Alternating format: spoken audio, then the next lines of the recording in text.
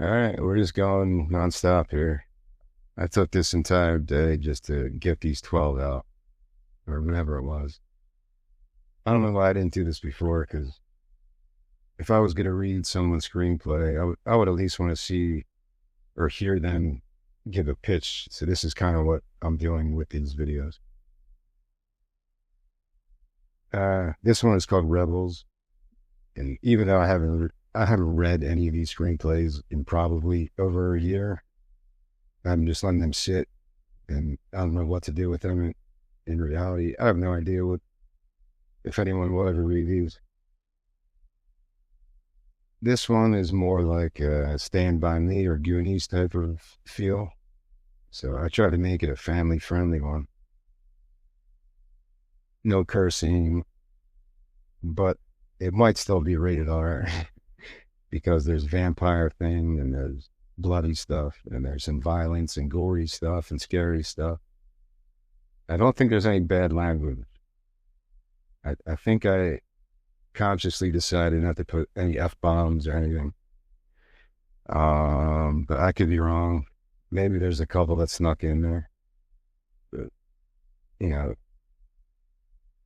because of all the horror stuff, I'm just guessing it would be rated R because it's not really a kid's film. But pretty much the plot follows a soccer team as they go to a tournament in a town in Pennsylvania, which is based on Centralia.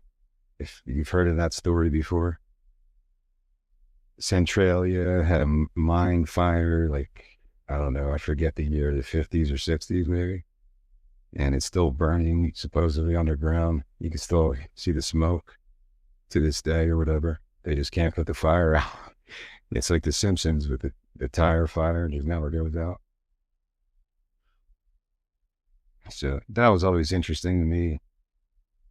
So I based this location on Centralia and the story like that. Because if you go on YouTube, there's some, there's videos people make like, oh my God, there's aliens underground, underneath the pyramids. Or there's videos about Centralia that it's really a portal to hell, and you can see demons coming out from the cracks and all this stuff. Yeah, that's interesting to me. What if a town was burning for like 100 years and it opened up some portal to hell or something? It's a cool premise, which probably has been done already in something.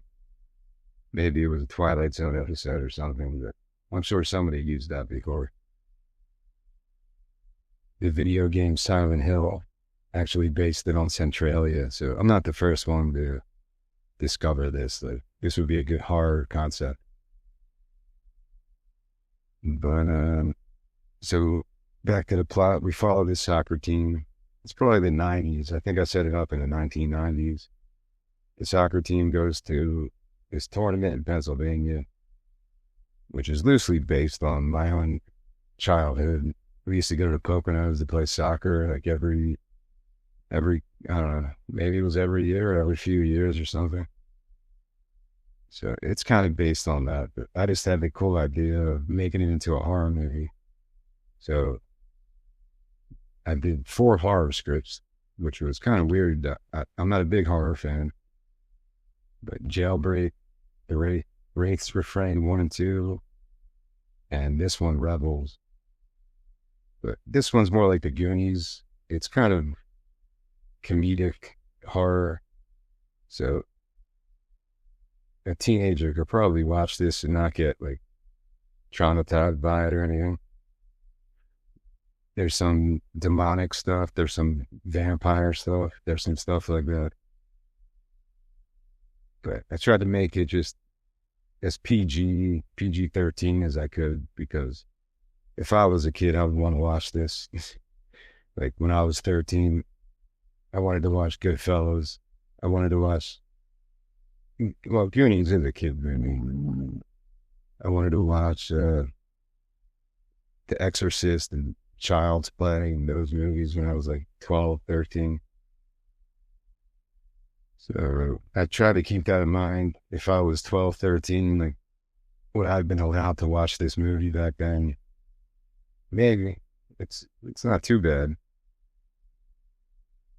Um, the other weird thing might be the ending, which I won't get into, but some people might think the ending's weird because maybe it doesn't finish the story.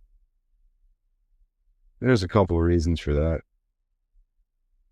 And when I was when I was young, I had this dream that we were driving, and all of a sudden I saw this like statue of the Virgin Mary, and I was dreaming in the car as we were driving to Canada or something, and then the car just went right up, started ascending into the sky, and it freaked me out, man. I had the dream later too, like the weirdest dream I ever had in my life. And then, so keep that in mind. If you get to the end of this story, that's kind of where the ending came from. And what else was I going to mention real quick? Tom Petty was a big inspiration for this. Yeah, yeah. Into the Great Wide Open, that entire album was a big, like, huge inspiration for this one. It just fit the themes of this really well. And it's from 93, I think, or 91. And it fits this script like perfectly. And I say it a lot that, yeah, I realize getting licensing for music is really difficult. So, yeah, I'm just including songs that help me write the film. That's all. And Tom Petty's, to me, Tom Petty's like and the Heartbreakers, like the best American band all time. They just have, every song is just like catchy and instantly enjoyable. Like I've never heard anyone say anything bad about Tom Petty song. He's just one of those people. So it was really inspired by that album, Into the Great Wide Open. Um,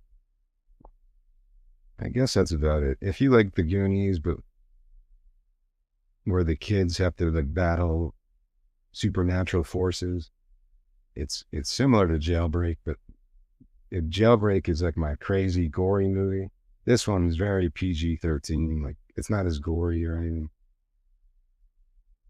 And yeah, it's a fun movie. It's more of a fun ride. I could see how Jailbreak would disturb people. This one isn't like that. It's more comedic and lighthearted.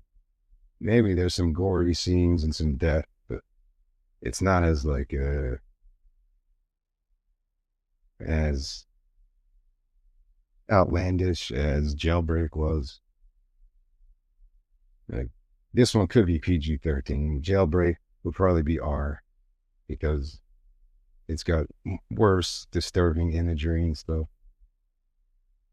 And that's about it. It's based on a lot of those similar movies like Goonies, Stand By Me, even E.T. and stuff like that. Just like when kids have to battle supernatural stuff, or Stephen King's It, where they fight the spider at the end. It's movies like that. And if people really thought the ending was weird for this one, like it doesn't have to end like that. The other reason I ended it like that was because I have 24 episodes kind of outlined for future season, if that ever becomes a possibility. And there's kind of a sequel to this one. So that was another reason I ended it kind of like that, open-ended like that. I don't want to give it away. But I'll admit, it's kind of a weird ending. Yeah. It's not the typical Hollywood ending like a Marvel movie. What if a Marvel movie just ended without a battle between good and evil? It just ended like without the audience knowing what happened. Did Spider-Man win? Or did the other guy win? Like, nobody will ever know. It kind of just ends like that. Yeah. But that's it. I'm going too long with this one too.